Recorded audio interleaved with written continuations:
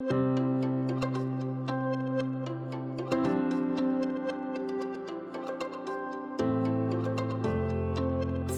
are the most common type of interpersonal communication relationship, and they're something that you are likely engaged in right now with one or more people.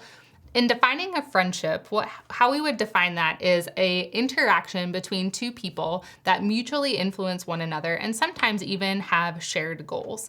Now, there are a lot of different types of friendships, and every friendship doesn't look the same. But two ways that we can kind of classify friendships come in this form of thinking about if they are reciprocal friendships or if they are associative friendships. Now, reciprocal friendships are those friendships where each person is having an equal amount of commitment into that relationship. You spend time trying to think about what the other person would like, when they need some communication, when you want to hang out, and the other person is reciprocating that. They're doing the same thing for you. Sometimes those reciprocal relationships might get a little bit off balanced, where you're maybe giving more to the relationship than another person is. And sometimes that's okay, but if the balance tips too much and for too long, that could be an indicator of the friendship as kind of moving in a direction that's good for one person and not so good for the other. When we talk about associative relationships, we're not thinking about this imbalance, but what we're thinking about is why we're in that friendship, why we're in that relationship to begin with. A lot of the friendships that you are a part of are actually associative. And this means that your friendship was created and is maintained because you're potentially focusing on a particular goal-oriented context, or you're thinking about the convenience of that friendship.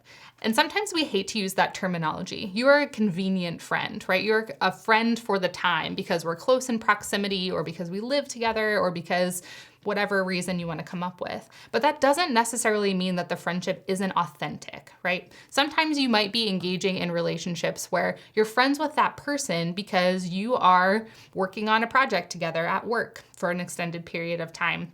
So you engage in a lot more conversation with one another, your communication is more open, you're learning more, but the friendship might not extend at the same degree past the project finishing.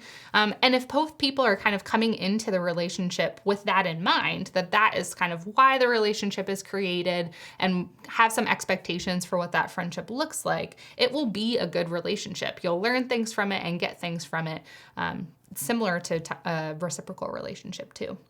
But I want you to be thinking about those types of friendships, the types of friendships that you have that are reciprocal, the types that you have there that are associative, and thinking about what you are bringing to those conversations, what you're bringing to those relationships, and what you're getting from them. It gives a broader perspective to what friendships actually are.